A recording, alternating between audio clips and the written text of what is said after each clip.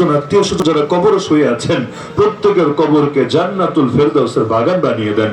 আয় আল্লাহ, আমাদের যে মুরব্বীরা এখনো জীবিত আছেন তাদেরকে নেক হায়াত দান করেন। আমাদের মধ্যে যারা অসুস্থ সবাইকে শেফায়ে কামিল আজিল নসিব করেন। যারা ঋণগ্রস্ত সবাইকে ঋণ পরিশোধের তৌফিক দান করেন। যে যে মুসিবতে আটকে আছে আল্লাহ সকলের মুসিবতকে দূর করেন। প্রত্যেকের পরিবারে সুখ শান্তি রহমত বরকত দান করেন। আয় আল্লাহ, নামাজ এবং জিহাদ দুটো বিধানকে আঁকড়ে থাকার তৌফিক দান করেন। আয় আল্লাহ, এই মাদ্রাসাকে আপনি কবুল করে নেন। মাদ্রাসার যাবতীয় প্রয়োজন গায়বী খাজানা থেকে পূরণ করে দেন। আয় আল্লাহ, এই মাদ্রাসার দিকে আপনার বান্দাদের দিলকে ঝুঁকায় দেন। এই মাদ্রাসার প্রতিটি শিক্ষার্থীকে হাক্কানি রাব্বানি হাফেজ আলেম মুবাল্লিগ মুজাহিদ দাঈ হিসেবে কবুল করে নেন। আয় আল্লাহ, যারা দান সদকা করেছে আয় আল্লাহ তাদের প্রতিটা পয়সাকে আপনি কবুল করে নেন।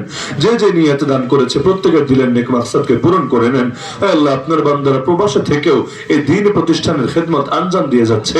আয় আল্লাহ, তাদের প্রবাস জীবনকে সুখময় বরকতময় বানিয়ে দেন।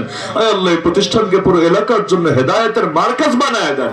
আয় আল্লাহ, এখান থেকে এমন নূর ছড়ায় দেন যে নূরে এই এলাকা থেকে সমস্ত ধরনের অন্ধকার দূর হয়ে যায়। শিরকের অন্ধকার, বেদাতের অন্ধকার, জাহেলিয়াতের অন্ধকার, আল্লাহ সব অন্ধকার দূর হয়ে পুরো সমাজটাই নূরে নূরানি হয়ে যায়। সেই তৌফিক দান করেন।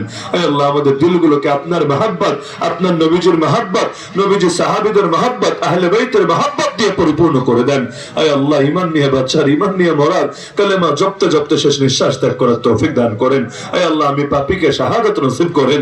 আমার সাথে যারা আমিন বলছে সবাইকে শাহাদাত নসিব করেন।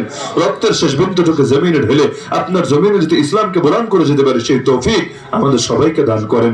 সুবহান রাব্বিকা রাব্বিল ইজ্জাতি আম্মা ইয়াসিফুন ওয়া সালামুন আলাল মুরসালিন ওয়ালহামদুলিল্লাহি রাব্বিল আলামিন বিরহমাতিকা ইয়া আরহামার রাহিমিন।